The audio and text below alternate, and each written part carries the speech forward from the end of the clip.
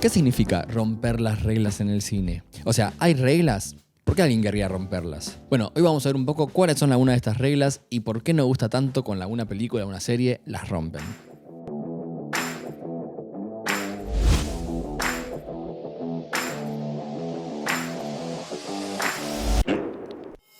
Bueno, primero que nada, la cámara que tenía, como verán, ya no la tengo, así que nada, pero igualmente no aparezco mucho en el video. Así que bueno, vamos a empezar diciendo cuáles son estas reglas a las que me refiero.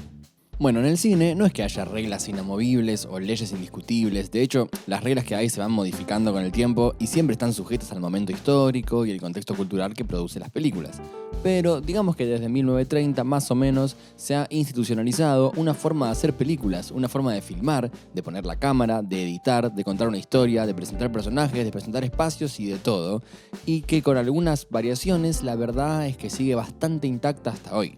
El cine clásico de Hollywood fue el que se encargó de instalar este tipo de representación que hoy se conoce comúnmente como MRI, Modelo de Representación Institucional, que es una definición problemática, pero que más o menos hace referencia al modo de hacer películas que tenían las grandes industrias que hicieron que el cine sea hoy lo que es. Este modo de hacer películas es justamente un modelo a seguir, no es que es obligatorio. Pero, aunque no lo sepamos, cuando vemos una película vamos a estar esperando que las cosas se hagan de esta manera. Y cuando no se hacen así, ahí está de lo que vamos a hablar hoy. Hay muchas formas de romper reglas o expectativas.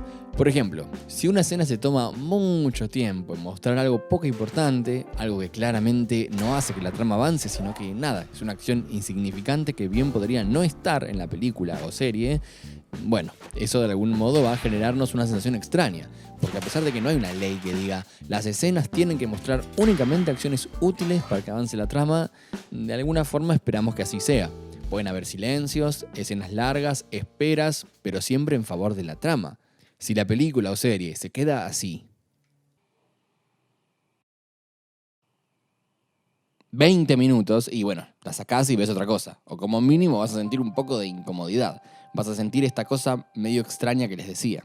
Esta extrañeza siempre va a tener que ver con el engaño o el desengaño, con darnos cuenta de que lo que estamos viendo es una película, algo que se parece a la realidad, pero que no lo es. Si quieren ver más información sobre esto, les dejo mi video Lo que esconde el cine en la descripción. Lo mismo sucede si un personaje mira a cámara, o si se ven las cámaras filmando, o si de pronto hay un corte abrupto del montaje. Todas cosas que de alguna forma nos recuerdan que lo que estamos viendo es una ficción, porque se corren de la manera en la que estamos acostumbradas a que estén hechas las películas. Y paradójicamente, la sensación que generan es la de un profundo extrañamiento. O sea, algo que parecía cotidiano, pero que de pronto se nos vuelve extraño.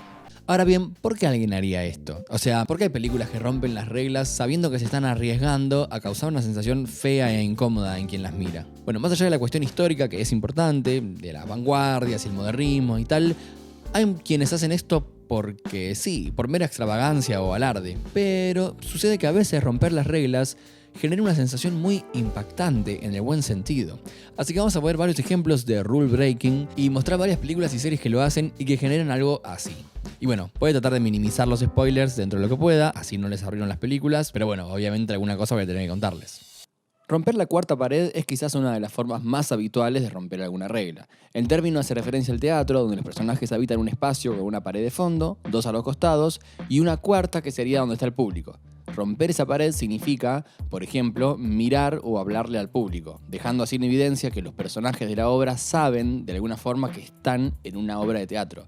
En cine esto se consigue mirando a cámara o evidenciando el dispositivo de alguna manera muy explícita, como puede ser mostrando los micrófonos y las cámaras. Hay muchos ejemplos de esto. De hecho, existen géneros enteros como la comedia musical que se basan en un mundo artificioso donde se entra y se sale del baile y el canto sin ningún problema y donde mirar a cámara es muy frecuente. Pero obviamente me refiero a películas donde supuestamente los personajes no deberían estar conscientes de la cámara.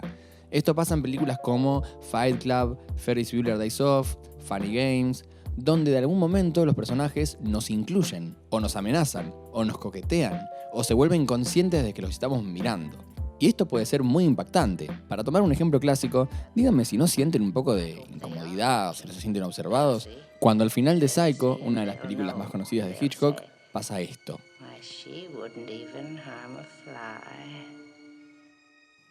O cuando ven el comienzo de La Nana, película chilena de Sebastián Silva. Tremenda esa mirada. No volverá a pasar en toda la película, pero no hace falta. Con esa mirada, la protagonista nos repele, a la vez que nos desafía a mirarla. En estos casos, la mirada a cámara no solo rompe las reglas, sino que nos deja como expuestas, como al descubierto. Ya no estamos en una situación de quien mira sin ser mirada, sino que estamos vulnerables.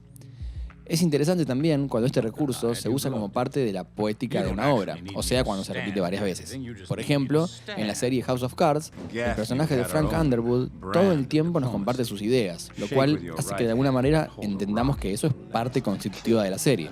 O sea, la cuarta pared se termina transformando como en una pared más, por así decirlo. Somos un personaje confidente del protagonista. Lo mismo pasa en Malcolm o en Fleabag, donde el protagonista todo el tiempo nos hace cómplice de sus travesuras, sus risas, pero también sus angustias e incomodidades. En otros casos, como The Office, al ser una especie de falso documental, está justificada la mirada a cámara, lo cual permite que los personajes todo el tiempo nos compartan el chiste, generando este efecto medio clown que lo desarrollo mejor en el video que hice sobre el cine de comedia, que se los dejo en la descripción. En Mr. Robot sucede otra cosa muy llamativa, y es que estamos incluidos en la narración desde el comienzo como un personaje más, un amigo imaginario del protagonista, aunque en realidad a veces vemos cosas que él no vio o que no sabe, lo cual nos corre un poco de ese rol que el protagonista nos otorga. O mejor dicho, nos hace sentir como un poco culpables quizás, porque de alguna manera lo estamos como engañando, lo cual tiene mucho que ver con la trama de la serie y con este personaje. Creo sin duda que uno de los mejores ejemplos de romper la cuarta pared, y con esto pasamos a otra cosa, es Dogville de Lars von Trier, una película que transcurre en este escenario, donde nada, es así como lo están viendo. Es justamente un escenario, no hay paredes, hay pocos objetos y queda muy expuesto el hecho de que, bueno, son actores que están actuando. Y sin embargo, esto no impide en absoluto que nos metamos en la trama y que al final nos olvidemos de que no hay escenario y terminemos llenando los huecos con nuestra imaginación. Si no vieron esta película, que por otro lado es terrible, véanla, porque es toda una experiencia. De nuevo, la cuarta pared se rompe, o bueno, en este caso todas las paredes se rompen, pero la ficción sobrevive. Pero bueno, romper la cuarta pared no es la única manera de jugar con las reglas. Justamente cuando hablamos de reglas, en realidad estamos hablando un poco de expectativas. Cosas que como espectadores adiestradas por la cultura audiovisual occidental esperamos ver. Esperamos que sucedan de una manera y si suceden de otra, sentimos como que se rompió una especie de regla. Entonces, ¿qué sucede? Cuando empezamos una película, y lo mismo con las series y los juegos, en las primeras escenas, la obra ya nos plantea más o menos de qué va a tratar y cuáles son justamente las reglas internas de este mundo ficcional. Si en la primera escena vemos un dragón, bueno, se ve que estamos en un mundo donde hay dragones. Entonces, si más adelante vemos un unicornio, no nos va a parecer extraño. Si por lo contrario la película se plantea como un drama bélico entre soldados en la Segunda Guerra Mundial y de pronto aparece un unicornio, bueno, ahí es un poco más raro, porque justamente se estarían rompiendo las expectativas. Visto así, digamos que hay tres formas de hacer esto. Y en esta sección vamos a spoilear un poquito de estas películas, pero bueno, la verdad es que ya tienen sus años, así que si no las vieron, no sé qué estuvieron haciendo. La primera forma es la que dije recién, que sería salirse del verosímil que construye la obra. Las obras de ficción no son verdaderas o falsas porque tampoco pretenden serlo. No es como un tratado científico. Son en todo caso verosímiles o inverosímiles, o sea, creíbles o no. Así, si el género es western, seguramente allá hay indios, caballos, desierto y mucho racismo. Si el género es de ciencia ficción, seguramente haya alguna tecnología futurista, etc. Pero ¿qué pasa cuando esto se quiebra?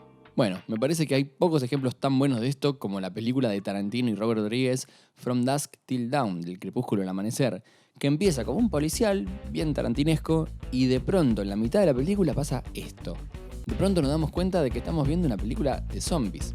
Y te puede gustar o no, pero lo que está claro es que subvierte las expectativas que se venían construyendo. No es verosímil que en el mundo originalmente planteado aparezcan zombies. ¿Qué nos dice esta película entonces de lo que podemos o no esperar de una ficción? Otra forma de romper expectativas, quizás la más extrema, es matar al protagonista antes de tiempo. O sea, no al final de la película, sino en la mitad.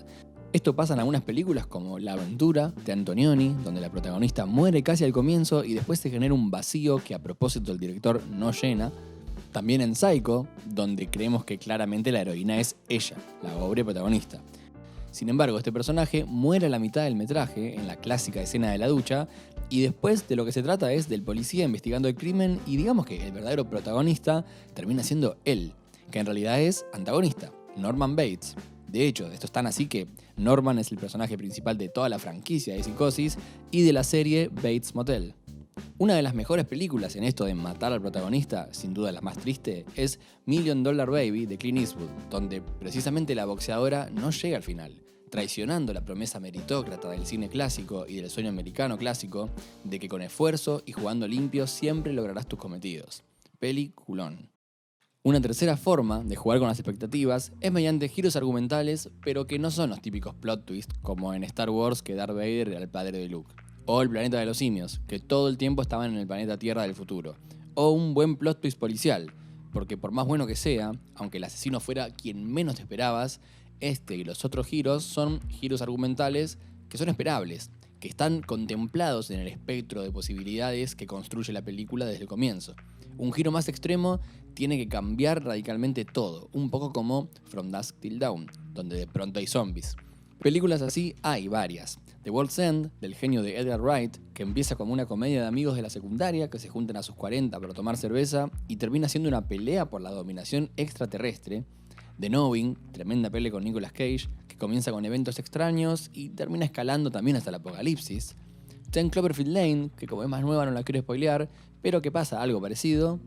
Neon Genesis Evangelion, que empieza como un mecanimé comunacho y de pronto se va transformando en una reflexión audiovisual existencialista hasta culminar en una película que está al nivel de cualquier tesis filosófica contemporánea. Pero bueno, sin dudas, si hay alguien que sabe subvertir las expectativas, es David Lynch. Y los mejores ejemplos son sus dos mejores obras, Mulholland Drive y Twin Peaks, para los cuales tengo en algún momento que hacer un videoanálisis aparte. Pero bueno, si querés que lo haga, pedímelo en los comentarios. Y ya que estás, suscríbete al canal y dale like al video, compartirlo con tus amigues.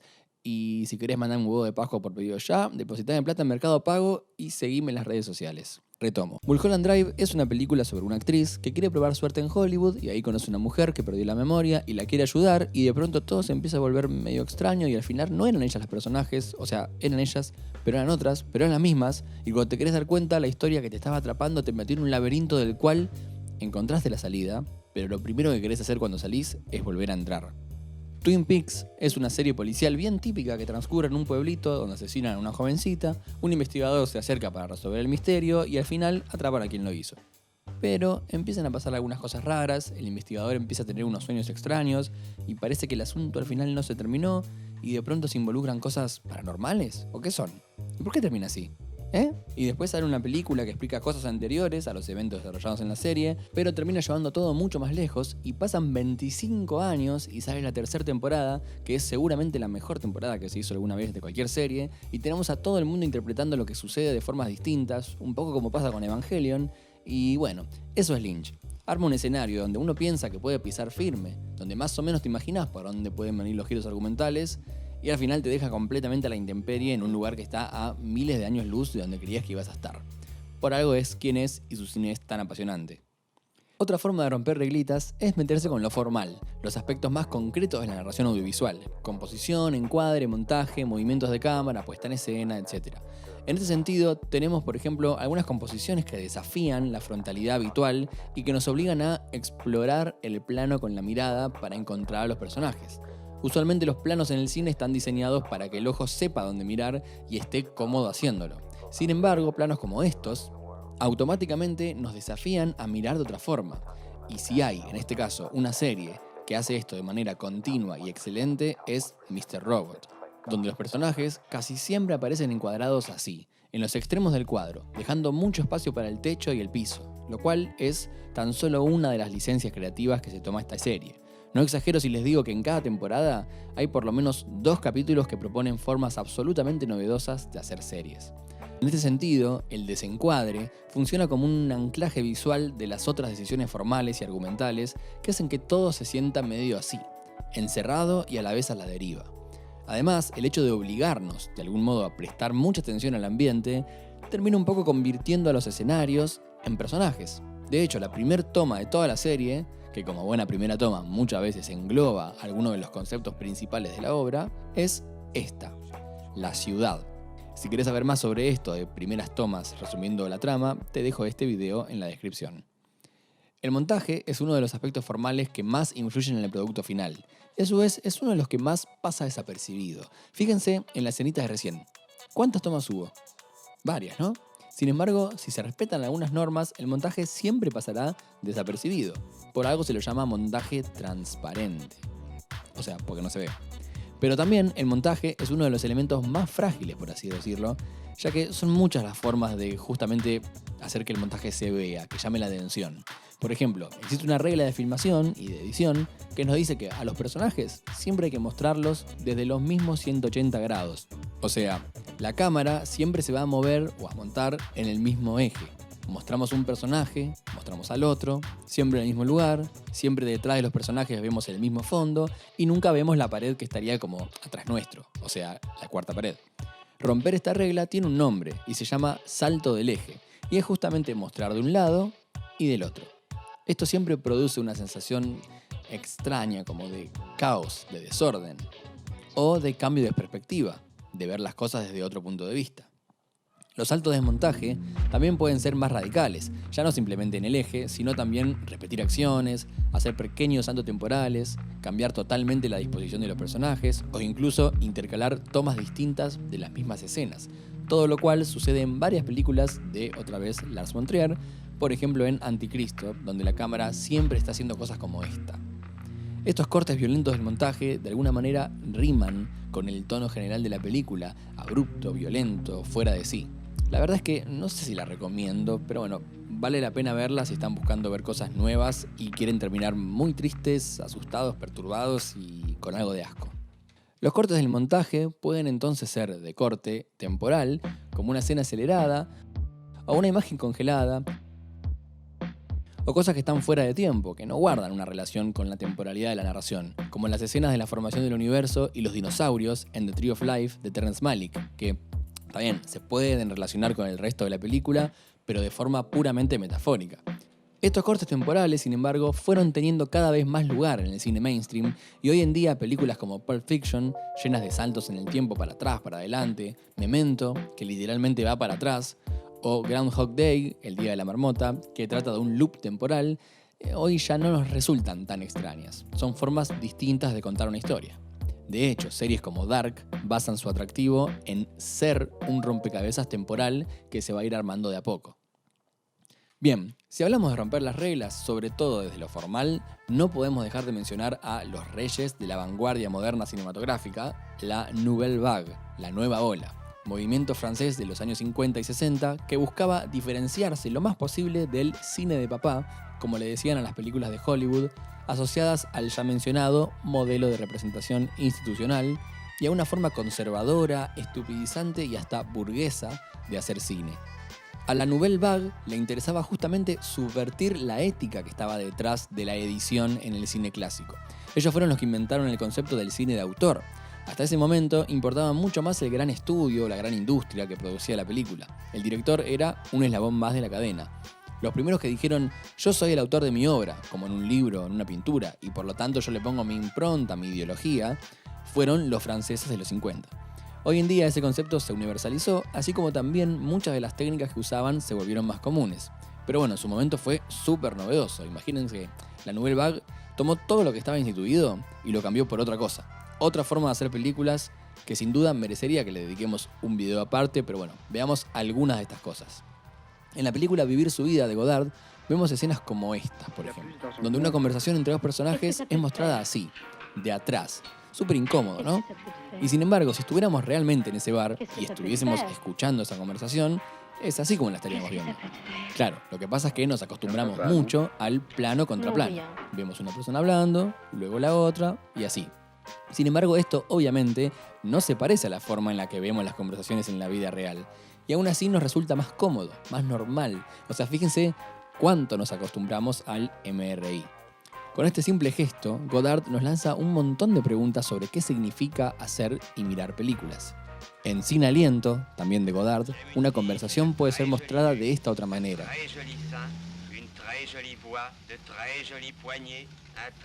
Sin toma general, sin toma de reacción, sin toma sobre los hombros, sin toma de la persona que está hablando. De alguna manera la Nouvelle Vague se preguntaba, bueno, a ver, ¿cómo se hacen las películas siempre? Y cualquiera que sea las respuestas, ellos hacían lo contrario. Por ejemplo, ¿cómo se comporta la cámara? Bueno, la mayor parte del tiempo en el cine clásico la cámara estaba quieta y si se movía iba a tener que ver con un movimiento de un personaje. Listo, en la Nouvelle Vague la cámara se mueve todo el tiempo y no va a tener una relación necesaria con lo que hacen los personajes. Y cuando esperamos que la cámara se mueva, pues se quedará quieta, como en el ejemplo de Vivir su vida. A su vez, en los momentos en los que esperamos ver un típico movimiento de cámara, hay un montaje. Y cuando esperamos ver un montaje, hay un movimiento de cámara. Cuando lo esperable es que la cámara se acerque para mostrar algo importante, no. En lugar de eso, cortan el plano en sí mismo y hacen cosas como estas. Bueno, ya les digo que esto es menos que una introducción a lo que fue la Nouvelle Vague, pero claramente había que incluirles en el video. Como último punto me gustaría mencionar aquellas películas que directamente agregan elementos extraños y que juegan con la narración y las imágenes al punto de que podemos hablar de surrealismo audiovisual.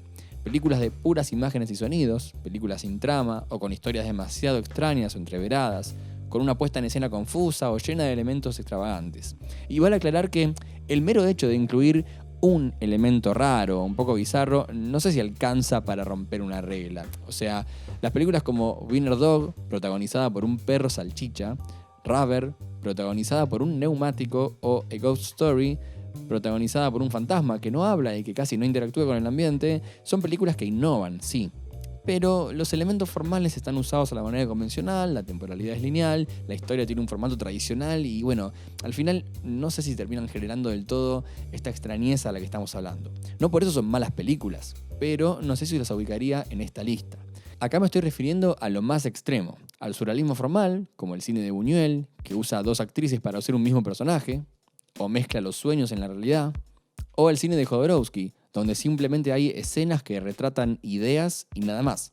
En fin, hay bastantes directores que han coqueteado con el surrealismo, como Terrence Malick, Gaspar Noé en películas como Enter the Void, que nos someten a un tortuoso viaje audiovisual, David Lynch, Satoshi Kon en películas como Paprika, John Waters en casi todo lo que hizo, Aronofsky en películas como Mother, Tarkovsky en Stalker, Terry Gilliam en Pánico y Locura en Las Vegas, Cronenberg, Spike Jonze, Makeveyev, etc.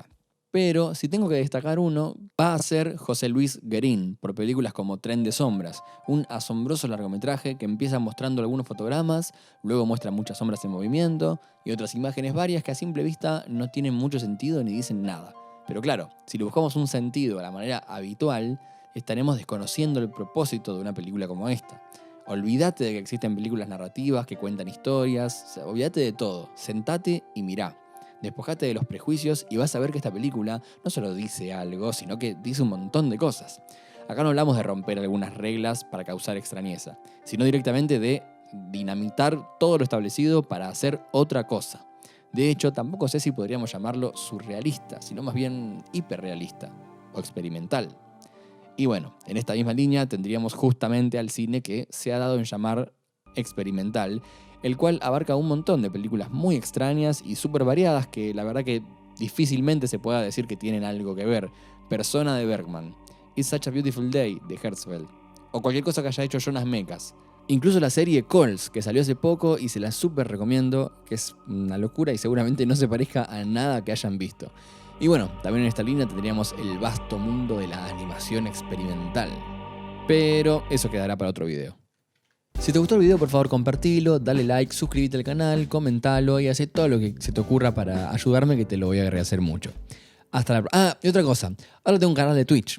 En mi canal de Twitch hacemos producciones musicales en vivo. La idea es mostrar desde cero hasta el final cómo se compone, se produce y se graba una canción. O sea, la idea es mostrar el proceso de producción. ¿Qué tiene que ver esto con este canal? Bueno, la cosa es que lo que vamos a ir produciendo, los temas que vamos a producir, son temas de personajes. O sea, los famosos themes. La idea es que ustedes me ayuden a encontrar personajes que no tengan un tema y componérselos.